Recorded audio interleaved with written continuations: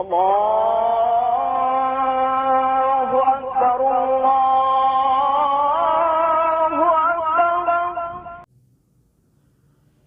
السلام علیکم ورحمۃ اللہ وبرکاتہ. الحمدللہ رب العالمین والصلاة والسلام علی رسولہ الکریم. اما بعد فاعوذ باللہ من الشیطان الرجیم. بسم اللہ الرحمن الرحیم. وما يعلم جنود ربك الا هو وما هي الا ذکری للبشر. صدق اللہ العظیم.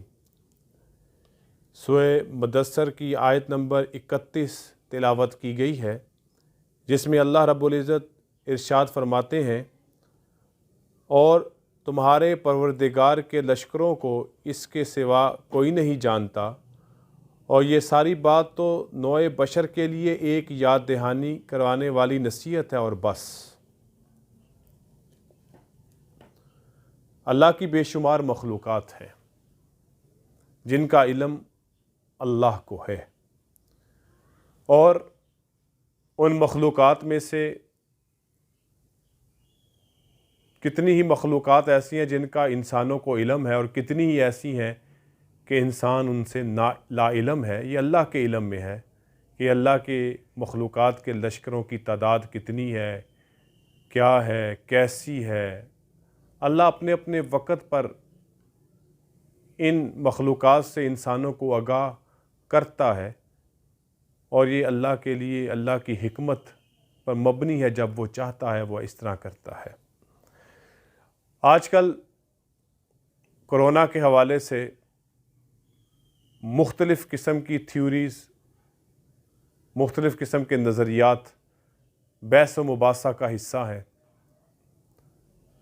کوئی کہتا ہے کہ اس کو چین کی لیبارٹری میں تیار کیا گیا ہے، کوئی کہہ رہا ہے کہ یہ امریکہ کی لیبارٹری میں تیار کی گئی ہے، کوئی کہہ رہا ہے کہ یہ یہودی سازش کا نتیجہ ہے، کوئی کہہ رہا ہے کہ یہ حرام غذاؤں کی وجہ سے پیدا ہوئی ہے. ہر بندہ، ہر نظریہ اپنی جگہ جو بھی ہے، جیسا بھی ہے، ہم اس نظریات کے تعاقب کی بجائے، ان کو خریدنے کی بجائے، ہم اس بات کی طرف کیوں توجہ نہیں دیتے؟ یہ وائرس جس جگہ بھی بنایا گیا، پروان چڑھایا گیا، ہمیں اس سے کیا؟ یہ کس کی سازش ہے اور کس کی سازش نہیں ہے اور کس کے خلاف ہے؟ ہمیں ان لغویات میں پڑھنے کی کیا ضرورت؟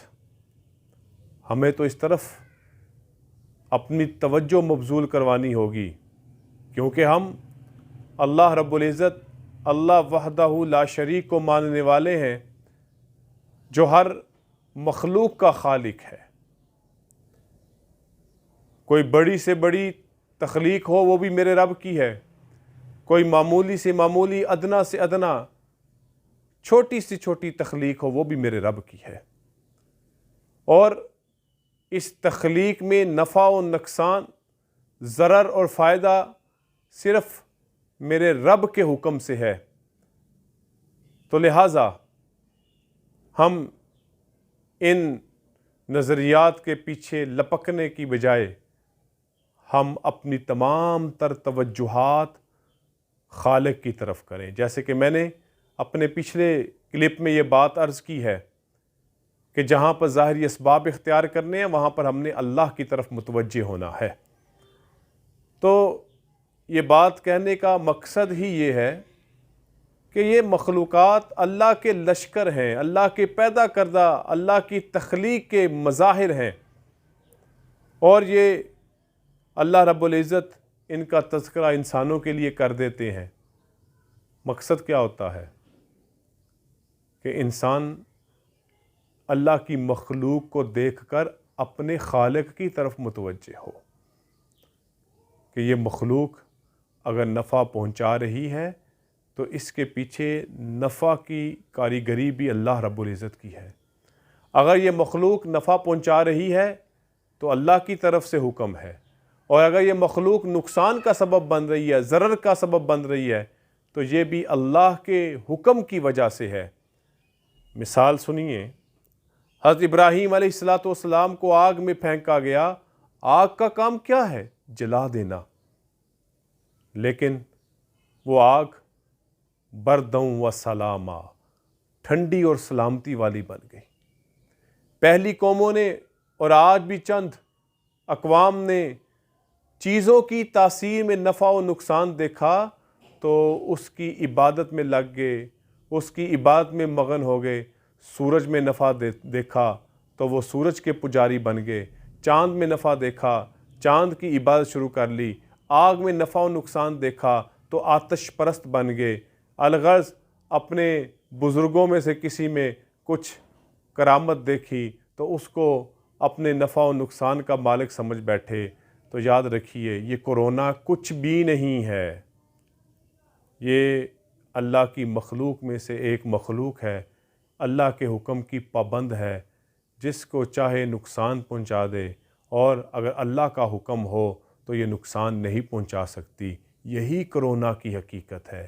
ہمیں اپنے رب کی طرف، اپنے رب کے خالق ہونے کی طرف، اس کے طرف سے، اسی کی طرف سے نفع و نقصان کے ہونے کی ہمیں امید اور ہمارا یہ عقیدہ اور ایمان ہونا چاہیے بحیثیت مسلمان کہ سب کچھ اللہ سے ہوتا ہے، نفع بھی اللہ کی طرف سے، نقصان بھی اللہ کی طرف سے، اور اس سے بڑھ کر باقی وبائی امراض کی بھی یہی حقیقت ہے، اللہ رب العزت کی طرف سے ہے۔